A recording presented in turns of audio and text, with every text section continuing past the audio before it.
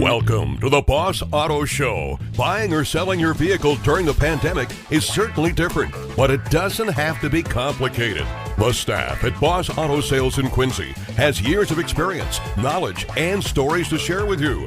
Find out what the local car market is like and what you can do to help secure yourself the best deals here on the Bos Auto Show. Good afternoon. I'm your moderator for the Bos Auto Show season. With me is the manager of Bos Auto Group in Quincy, Charlie Zeltner. He'll be answering questions for us over the next 45 or so minutes about car maintenance and repair. You can visit Bos Auto website at www.bosautogroup.com. It is BOSAUTOGROUP. Also, you can follow us on Instagram and Facebook. This month, Bos Auto has a lot of special deals that we post on social media. Do not miss them. Follow at Bos Auto. If you missed our previous show, you can always find it online. Google Bos Auto Show podcast and listen to it on your favorite platform. Hi, Charlie. Nice to have you again on Bos Auto Show. How are you? Fine, thank you, Susan, and good afternoon. How are you? Good. Last time we talked a little bit about car maintenance with Paul, and today we are gonna continue the talk.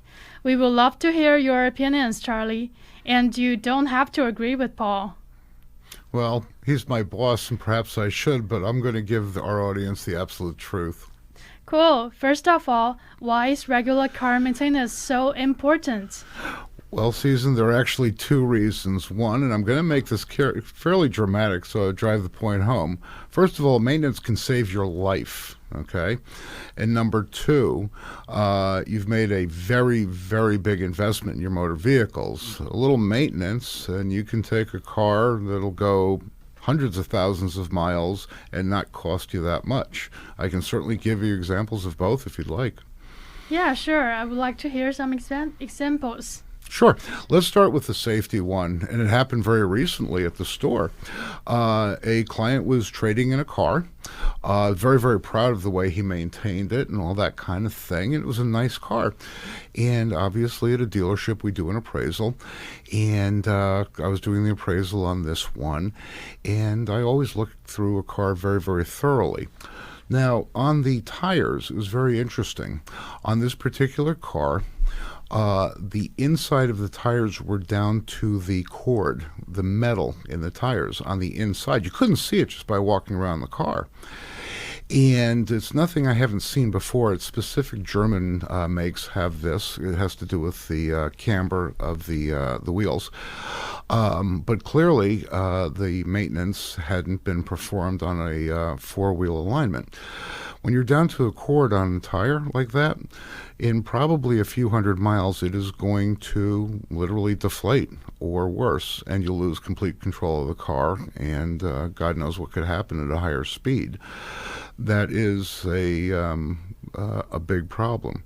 I've seen cars, unfortunately, come in with the brake pads that are metal to metal, squealing and all that kind of stuff. Either of these, you can get killed instantly or hurt somebody else. Car maintenance at that level is incredibly important. I think the point is made. Number two, save you some pain in the wallet. Take a couple of a Korean manufacturer, a specific engine called a GDI, or gasoline direct injection, and it's a really well-designed engine. However, you must change the oil every 3,500 to 4,000 miles, whether you use synthetic or not. It doesn't matter. Had a client come in, I remember this about 4 or 5 years ago, where the oil hadn't been changed in a long time. And it was running very poorly. The check engine light was on, so it came into the shop. The technician took the top part of the engine apart, and what we saw was incredible sludge, just a sludged up engine. Unfortunately, that cost the client $6,800 in a new engine, just by not changing the oil. Those are a couple of examples of what can happen when you don't do normal, regular maintenance on a motor vehicle. I see. Can you remind us how often should we rotate our tires? Certainly, and that's a common question. Interestingly enough, there are certain cars you never rotate tires on. I'm going to always refer back to two things. Your owner's manual, whether it's physically a manual, or it's online, or it's a CD, or whatever. Please, I've always begged clients to read the manual. I understand how painful it is, okay? But the manual is your first best source in maintenance. Your second best source is your trusted mechanic, whether it is at the dealership, which is fine, or at a good independent mechanic. That's how often you do it. There's no rule of thumb on rotating tires.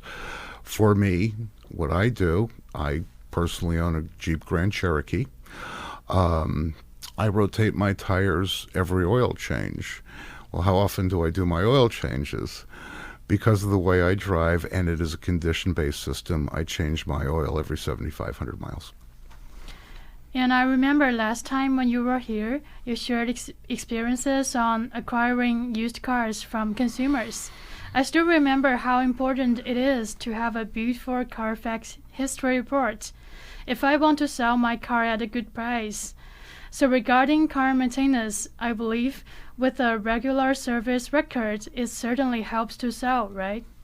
Yes, it does. The Carfax report, now, it's interesting because there are a couple of major dealer groups in the Boston area that don't report to Carfax, interestingly enough. That's neither good nor bad, but it just is. I've always encouraged my clients to maintain the car and keep their maintenance records. What will happen at that point is, whether it's reported in Carfax or not, the fact that the maintenance records exist is what I'm looking for. Yeah, I see. So some service providers do not report at all. That is 100% correct. And again, there are two major dealer groups, I mean huge ones, in the greater Boston area that do not report. When a professional looks at a Carfax, it's a jumping off or a starting point. Sure, when I appraise a car, I love seeing it in the Carfax because it makes my job a little easier. While we don't interrogate customers, I certainly ask everybody, tell me about the maintenance of the past 2 years on your car. And we take customers at face value, and what I do is I go out and what they say, I take a look at. I just did the tires on the car. Well, they wore out already, so it couldn't have just happened, but we talk about it. Yeah, say if a used car that I would like to buy doesn't have a good regular service record, should I be extra careful? Well, this goes back to one of the very important things to always keep in the back of your mind. Trust your dealer. Now, a professional, somebody in the car business who's been around a long time, can actually take a look at a car and tell how it's been maintained. It's usually a good indication that if the car is clean on the inside, it's been maintained. We can also tell from other telltale signs what's on a dipstick, interestingly enough. Things like that. It's always nice to have a perfect Carfax car. Sure, it's easier to market, it's easier to sell. There's no question about that. But some of the finest cars that I've ever seen just have registration records and Carfaxes. I see. Also, on those vital parts of a car, we didn't get to finish some questions last time, so I really need to figure out today. When should I replace my car battery? Okay, it's a very good question. As a rule of thumb, a car battery generally lasts in New England about 4 years. Okay, obviously your mileage may vary.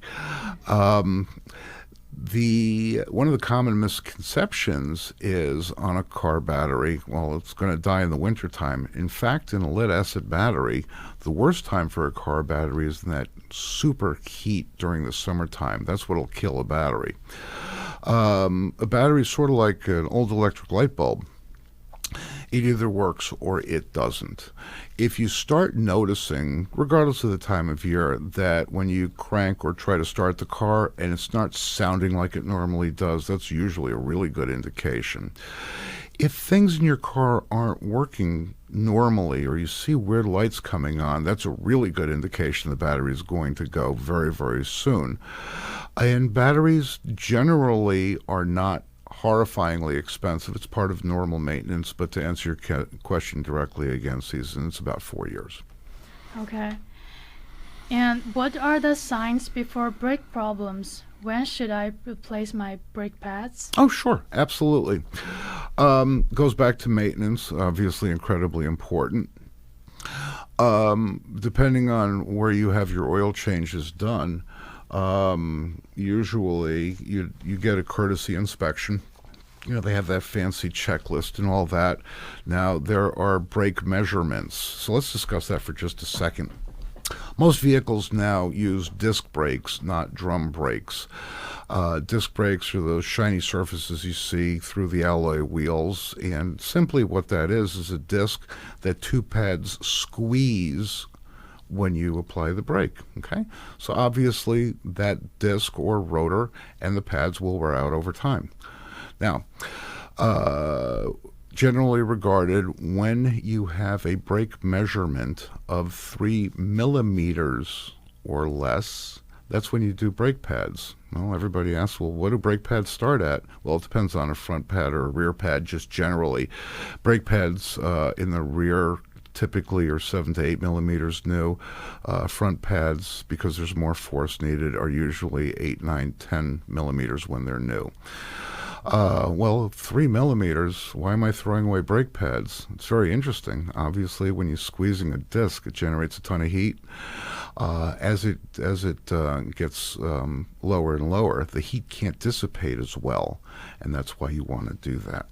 So the best recommendation is every oil change that you have the tech doing it, measure your brake pads. Yeah. Have you ever seen any really bad brake problem? Oh gosh, yes, I've seen it all. Let's see, the most dangerous that I've seen, what we call metal to metal.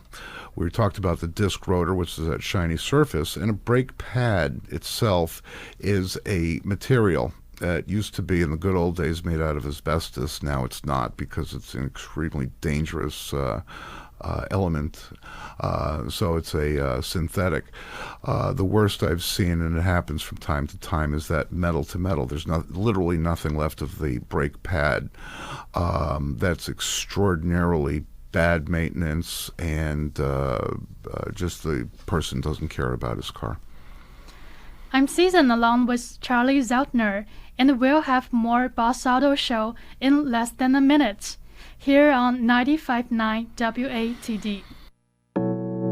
So, you're in the market for a pre-owned vehicle? Buy it at Bos Auto. Bos Auto in Quincy has a fantastic selection of pre-owned vehicles, both luxury and economic. BMW, Audi, and Porsche, Honda, Toyota, and Nissan. They search nationally for the very best vehicles so you can drive home with the best value.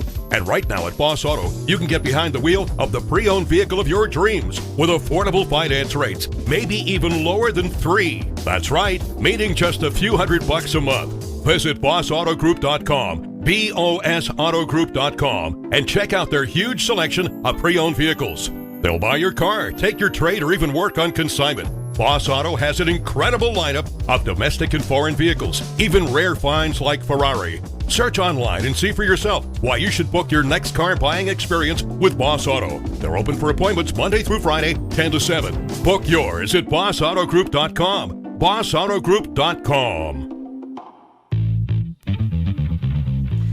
I'm Susan, your moderator, continuing our discussion with Charlie Zeltner here on the Bos Auto Show. You can visit Bos Auto website at www.bosautogroup.com. It's BOSAUTOGROUP. Also, you can follow us on Instagram and Facebook at Bos Auto. If you missed our previous show, you can always find it online. Google Bos Auto Show podcast and listen to it on your favorite platform. For those who just joined us, today we are talking about car maintenance and repair. Continuing our talk, Charlie, do Japanese cars typically last longer? Through my experience, the answer generally is yes. Okay. It's a tough question because generally yes, not as many issues, although there's a favorite story I like telling. Ford Escort, for the people that are my age will remember an Escort. A Ford Focus replaced it. I will never forget this.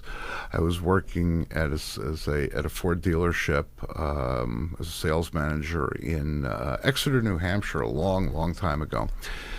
Customer comes in, lady, sweetheart of a lady, I'll never forget her. She had driven down from Maine and wanted to trade her Escort in for a new Focus. She needed one. So what we did was found out that she's a rural mail carrier. Okay. And I had to go out and appraise the car.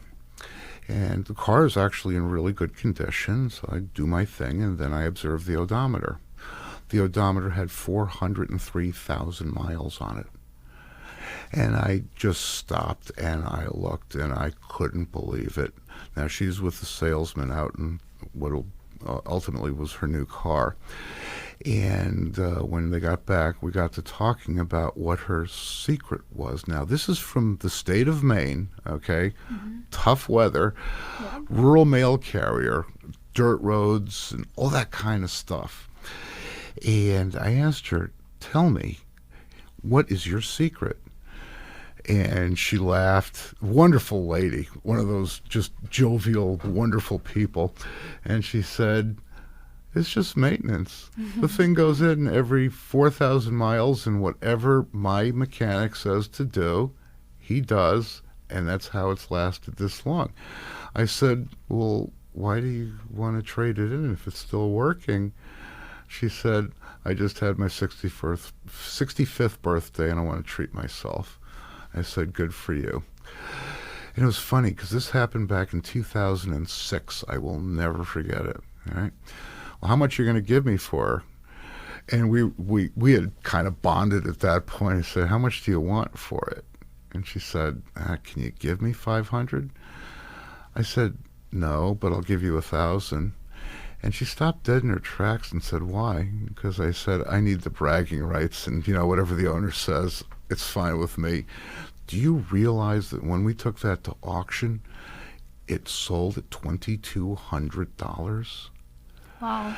That's because of maintenance. Now, I've also asked a very interesting question, do Japanese cars last longer? Typically, yes. But I'm a Jeep guy, and I traded in a 2011 Grand Cherokee that had 236,000 miles and still working beautifully. I've had an Audi A6 that had almost 300,000 miles working beautifully. If there's one takeaway from this show, please, it's maintenance. It really is. Sorry about the long-winded answer again. I really love what I do. So. Yeah, great examples. So another questions would be, are Japanese cars usually cheaper to maintain? That used to be true. Quite frankly, not anymore. I assume we're talking Japanese versus Korean versus U.S. domestic. We're staying away from the higher-end German cars. If you're all in that area, in other words, the car originally cost, say, $25,000, okay? That all cars, again, Japanese, Korean, U.S. domestic, the maintenance would all be about the same price. I see. What are some good habits we should have to help cars last longer? Sure. Okay. Especially in New England, wash them, keep them clean. Okay. I'm fortunate enough to, on my way to work, a new car wash just opened a few months ago. And for $30 a month, literally $29.95, I can Wow. have as many car washes as I want. Now, it's one of those tunnel washes, obviously, but something that's really important is it does the undercarriage as well. Okay? Now, I'm not saying you have to be crazy like me, getting a car wash every, I don't know, 3 or 4 days. But especially in the wintertime, at least once every couple of weeks, take it through a professional car wash. And again, that's money well spent. That is maintenance. Okay. Another thing to have a car last a good long time is regular visits to your trusted mechanic. The same mechanic, the one that can advise you about brakes, hypothetically, in 5,000 miles. So he or she can keep an eye on your car for you, much like your doctor keeps an eye on you, much like your accountant keeps your eye on you, and hopefully you don't, but much like your lawyer keeps an eye on you. Cool. Yeah, I didn't know that undercarriage wash is so important, especially with this harsh weather in New England. Yes, recently, well, not recently, over the past few years, what they used to put down was rock salt with a combination of calcium chloride and sand.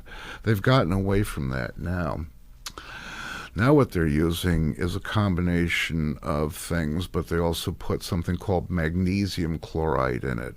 Magnesium chloride is the most nasty stuff on the undercarriage of a motor vehicle. It rots steel. Now, before everybody starts making phone calls to your state rep and all that, it only starts doing that if you do not maintain your car and have it washed regularly. And why should I check my tire pressure from time to time? Oh, good. Okay. Be more than happy to. Now, the most important safety component of your motor vehicle is your tires. It's the only thing between you and the road. Okay. Now, for everybody who actually paid attention in physics in high school or college, remember something called Boyle's Law. That's Boyles law. He was a physicist a long time ago, and just basically stated, without getting into the physics of it, rule of thumb: for every 10 degrees of temperature change, your tire pressure will go up 1 psi or down 1 psi. So let's say you've got a 60-degree day, especially in the fall and the summertime, and then the next day you've got a 30-degree day. You've just lost 3 psi in your tires. Now, underinflated and overinflated tires are bad for a number of different reasons. If I ever had to choose one way or the other, I would take an overinflated tire. An underinflated tire is going to heat up, and it's just going to start decomposing through the sidewalls. Underinflated tires, especially in the late summer, early fall, and hopefully not to the winter time, are some of the biggest reasons, interestingly enough, for car crashes. Let's stay on tires for just a second. The state says as long as you're higher than something called the wear bar in a tire, which is 230 seconds or above, the state says that's a safe tire and you'll pass inspection. But most people don't know this. At 430 seconds or below, if you are in rain, you will start hydroplaning much easier. That's where the tire does not meet the road surface. It actually is riding on water only. You'll lose complete control of the motor vehicle. Rule of thumb is when your tires are 430 seconds or below, you replace them immediately. And any other suggestions on when I should change my tires? Sure, absolutely. A lot of people don't know this. Pardon me. Tires have a shelf life, and on your sidewall you can see the date that they were made. Okay, it's usually 4 digits. It would be like 0112. Okay, what that means is it was made in the first week of 2012. Now, in this country, tires are generally regarded to last for 10 years. Okay? Interestingly, in Europe, tires are generally regarded to last safely for 6 years. On older cars or people who don't drive that much, where the tread seems to be fine, which it is, the tire itself could have, if you will, expired. Rubber, in the sun and all that, the cold, the heat, it decomposes over time. You should have your tires and brakes inspected at least every oil change. And, in the holidays that are coming up, perhaps a nice gift would be a tire pressure gauge, and you should check your tires every, week or 2 weeks. It certainly doesn't hurt. Does tire pressure also affect my gas mileage too? Oh, huge. Absolutely. For a 3 psi, pounds per square inch reduction, you can affect your gas mileage by 1 or 2 miles a gallon. Most cars now, since 2005, have some type of tire pressure monitoring system, or TPMS, that actually reads fairly accurately the tire pressure. So a lot of people don't know this. Where the heck do you find the right tire pressure for your car? Okay. Well, on every car that's on the road, it's on something called the B pillar. Okay. Where is that? Simply open up your driver's door, and where the door latches to the frame of the vehicle, look down a little bit. You'll see a little placard. It's usually a couple inches by 3 or 4 inches, and it'll tell you this is what the tire pressure should be in the front tires, and this is what the tire pressure should be in the rear tires. Now, obviously, you need a tire pressure gauge. Now, you want to do this when the tires are cold. What do I mean by cold? Where the car has not been driven for more than, say, 6 or 7 hours. Ideally, first thing in the morning, where it's not in the sun. And you go out there and you measure the tire pressure. If it is within 1 psi of the target, then you're fine. Don't obsess over this. But if you have the tires that are really low, or really high for that matter, you really want to have them adjusted. Some people can't or won't do their own work. That's fine. A good garage, a tire retail place will help. There might be a nominal charge, but again, it'll make your tires last longer and it'll save your life. And does what type of gas I use really matter to my car? Oh gosh, yeah. I'm glad you brought that up. Now, a lot of people think gasoline is interchangeable. There are 2 main things that I'd like to discuss about that. One, again, referring back to your manual, put in the octane rating that the manufacturer says, okay? I don't know why people keep doing this. It just boggles my mind. Well, my car can take regular, but I want to treat her well, so I'm going to put in premium. Stop. Wrong. Don't do it. In fact, you can actually hurt your car by doing that, right? So if the manufacturer says 87, you put in 87. If it says mid-grade, which is usually 89, go ahead and do that. Or premium, 92, 93, go ahead and do that. Performance cars with higher compression engines require a premium gas. Why? It has to do with something called anti-detonation. And that's a fancy term in the good old days for pinging. Pinging is very bad for an engine. What that means, what you're actually hearing in a ping, is before the piston gets to the top of the cylinder, the explosion of the gas, the fuel air mixture has actually occurred. That can actually destroy an engine. So higher compression engines need a higher octane fuel. Right? So again, if you don't want to read your manual, call the dealer where you bought the car. If you bought it from Craigslist, go take a look at the manual. If there's no manual, no problem. Go online. The manuals typically are online, and if that doesn't work and you need advice, why don't you call us? Believe me, I'll find out for you in probably 2 minutes. Number 2, on gasoline. This is really important, especially in fuel-injected engines. A lot of people don't know this. A gallon of regular gasoline, 89 octane, truly is a commodity.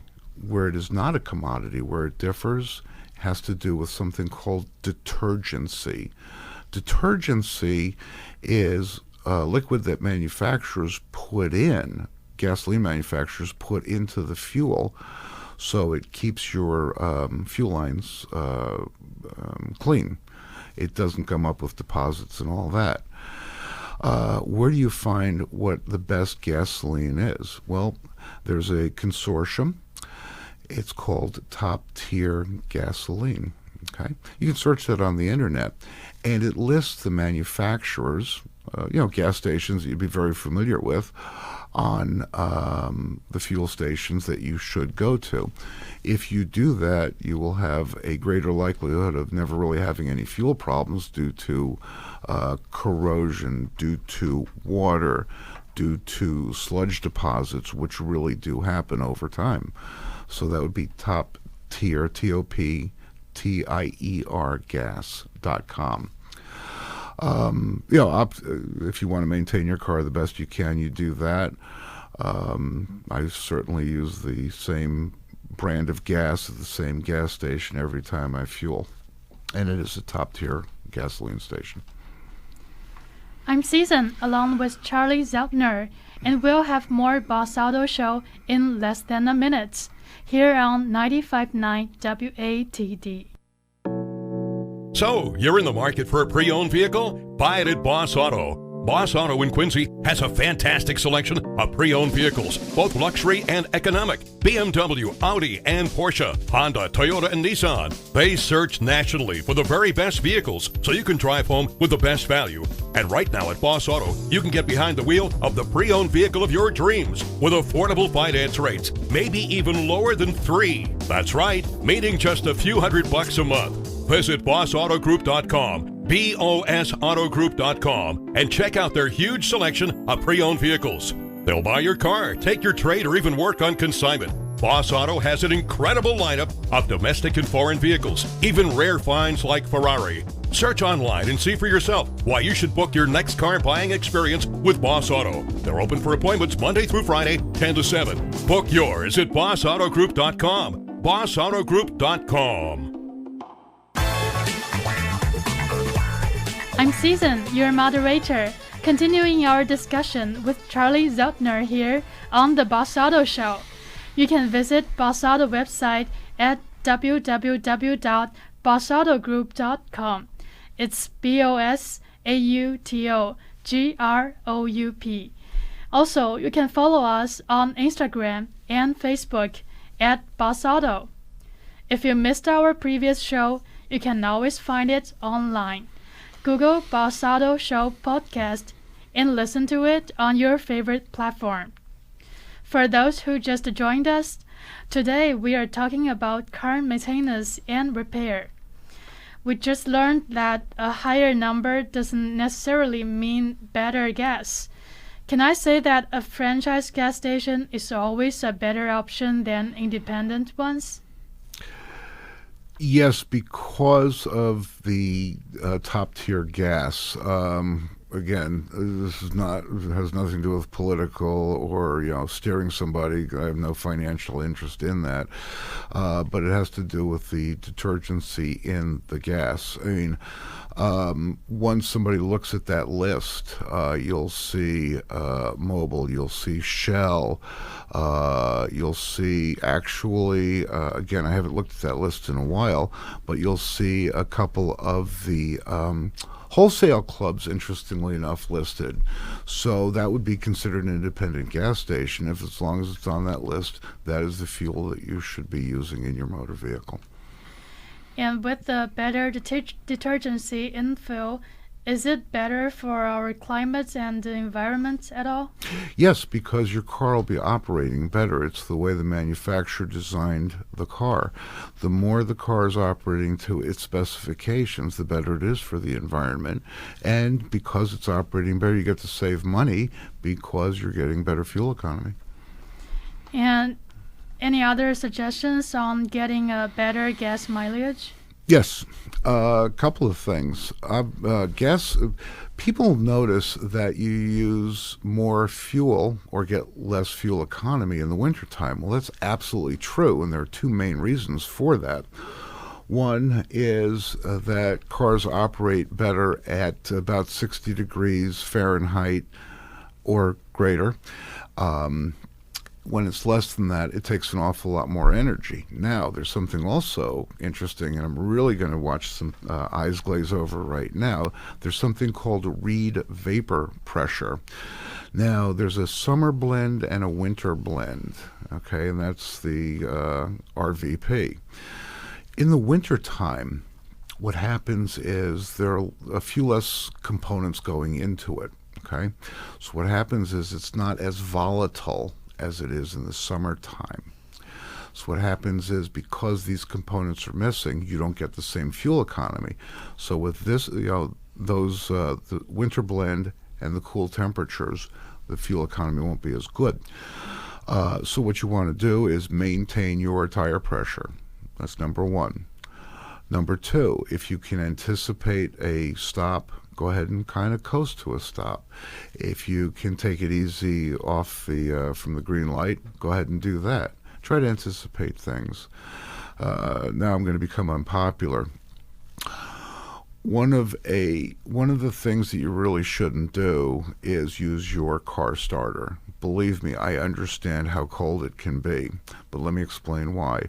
First of all, it is not good to idle a cold engine. Okay, you are generating a ton of condensation because you're not up to operating temperature. What happens with this condensation? Well, a couple of things. It goes out the tailpipe, and if you have enough water consistently in your exhaust system, it can rot out. Even stainless steel, it's where the connections are made. Number two, you can start diluting your oil where it blows through the piston rings. So that's not good either. And the fuel economy tanks when you use your electric car, your remote car starter. Doesn't mean never use it, but use it, when you absolutely have to. It's 10 degrees out there. Believe me, when it's that cold, I use mine. I absolutely do. But it's 40 degrees, 30 degrees, I'll get in and just start the car and drive like the manufacturer intended. Speaking of gas mileage, the best must be a hybrid. How is it different to maintain a hybrid? Oh, okay. Let's talk about a mild hybrid. That's a vehicle that has a electric traction motors and a smaller gasoline engine. The folks who should consider a mild hybrid do the majority of driving in a city environment. It almost doesn't make sense, but that's where you get, in the city, better fuel economy than the highway. It's counterintuitive. Oh, really? Yeah. What is the reason? Because you're using the electric motor at lower speed, right? And you're using the gasoline engine at higher speed typically.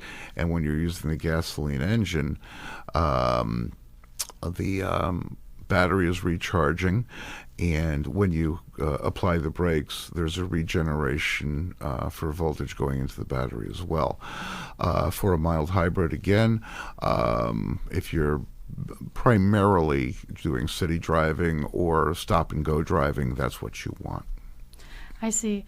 Some friends told me that maintaining a hybrid car is expensive. Is that true? I haven't seen that. No, I remember when Nissan first came out with its, and Toyota came out with its entry into it. We haven't seen any, expensive maintenance issues. It would be normal. Generally the battery that everybody is like, oh my God, the battery's $8,000 or whatever the heck it is. That lasts the life of the car, a reasonable whatever is expected for life of a motor vehicle. Some of the controllers back in the day, and we're talking years and years ago, became problematic. The computers did funny things, but geez, I haven't seen anything like that recently in recent memory. Not at all.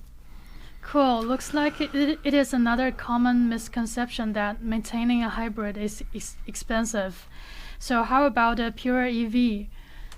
Ah, electric vehicles. Still in its very, very, very inception. Battery technology is what's holding everything back right now. Battery technology is pretty much the same as it has been for decades. There hasn't been that breakthrough. Okay. Maintaining, again, referring back to the manual, sounding like a broken record again, there are manufacturers that suggest that as soon as you get home, you plug it in, versus manufacturers that say, no, you want to cycle the type of battery that we have. Maintenance on these is no more or no less than a regular motor vehicle. Obviously, on pure EV, you don't have an oil change to speak of. Brake wear is a little higher because of the way it regenerates. And obviously, the initial cost on one of these is typically more expensive. And what would be your pre-winter checklist? What would be the, The pre-winter before. Oh, pre-winter checklist. Okay. Absolutely. Oh, I'll tell you what I do.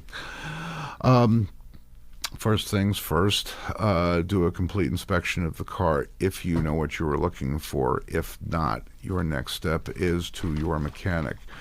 Whether it's Joe or Sally or whomever, okay, I'd like to make an appointment, usually in the middle to end of October. Do me a favor, take a full look at the car, change the oil, right? And whatever he or she says, I would do. One thing that I do is I also change my tires. Well, what do you mean change your tires? I run all seasons in the summertime. Well, the 3 seasons, spring, summer, and fall. I have a wholly dedicated set of snow tires on its own rims for my Jeep. All right. Why? All-season tires on an all-wheel or four-wheel drive are just barely satisfactory in the wintertime. If you're going through snow or ice, they're not designed to be like a snow tire. They're to get you by. And that's why I've always run snows. One of my favorite stories that I like telling is I had a very, very nice car. I miss it, but because of my commute, I couldn't keep it. It's a BMW 645 convertible. It's probably my favorite car. And because of a change in commute and change in employer, and I had snows for it, I had to use that car. And the job started in February, and there were a couple of snowstorms, so I threw the snows on. And I actually ran that car through. It's a rear-wheel drive, high-performance car, and these were really good snow tires. I ran that car in the snows, and the thing was rock solid. I was watching SUVs just slide off the side of the road, okay? Again, tires, most important safety component, so that's what I do. But a good mechanic going through your car, getting it prepped for the winter time, change the oil, take a look at everything, get it ready, and you'll be fine. Cool. For more professional advice, please call Mike's Auto Body at 781-848-9486. It is located at 503 Quincy Ave, Braintree. Thank you for being here with us, Charlie. Say goodbye to our audience.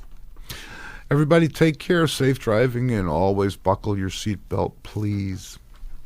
Thank you for tuning into 95.9 WATD. We'll be here at the same time next Saturday. If you missed our show, you can always find it online. Google Bos Auto Show podcast and listen to it anywhere, anytime.